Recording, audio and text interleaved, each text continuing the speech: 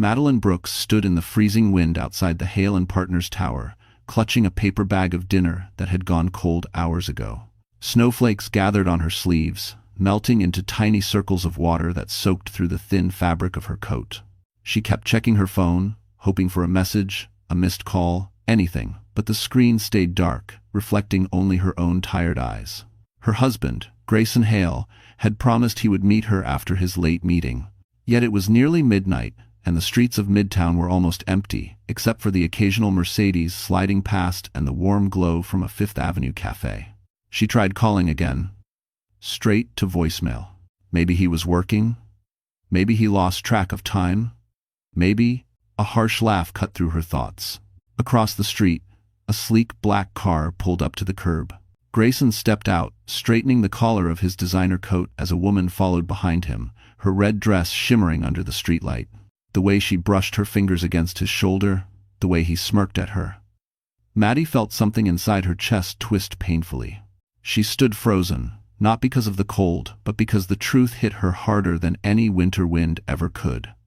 He hadn't been in a meeting, he hadn't been working late, he had been with her, the woman whose lipstick still marked the edge of his jaw. Maddie stumbled backward, heart pounding, breath shaking. She tried to speak, but nothing came out. She wasn't just betrayed, she was humiliated, invisible, discarded, like she meant nothing. The red-dressed woman whispered something into Grayson's ear.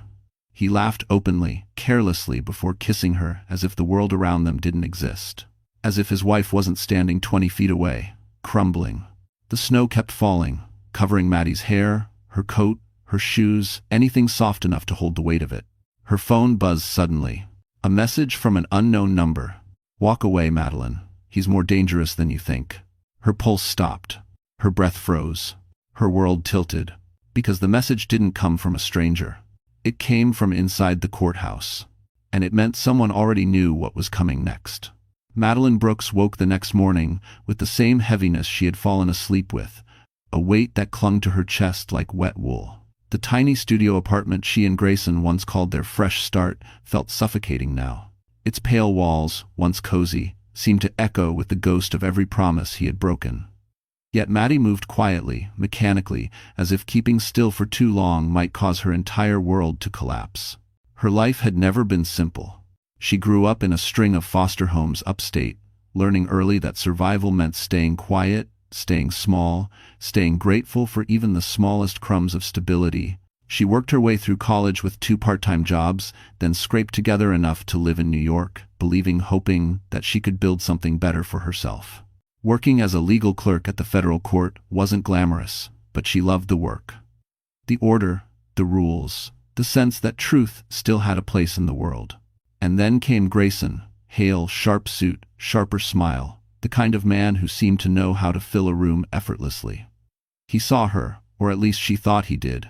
He told her she was brilliant when she felt invisible. He told her she was beautiful when she had never been told so. He told her they were a team, that he believed in her, and she believed him right back. But marriage had slowly chiseled away at her sense of self. Grayson controlled their finances for organization, criticized her job for its low pay, suggested she looked tired even on her best days.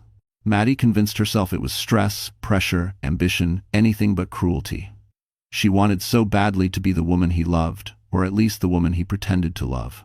This morning, the bruising memory of last night, the red dress, the laughter, the kiss felt like a blade twisting deeper.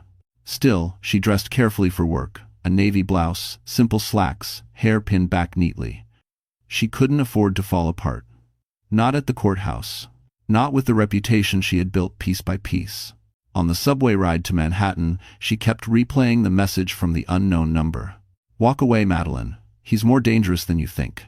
She had considered deleting it, pretending it never existed. But the words burrowed into her mind, unsettling and strangely protective. When she arrived at the courthouse, the marble columns and gleaming floors greeted her with their usual indifferent grandeur. She swiped her badge, walked past the security checkpoint, and forced her breath to steady. Her supervisor, Mr. Larkin, handed her a stack of files without looking up. "You're assigned to Judge Kelmore's docket today," he said brusquely. "High-profile case. Don't make mistakes." She nodded, swallowing the sting. She rarely made mistakes. She simply wasn't the kind of person anyone bothered to notice. As she approached her workstation,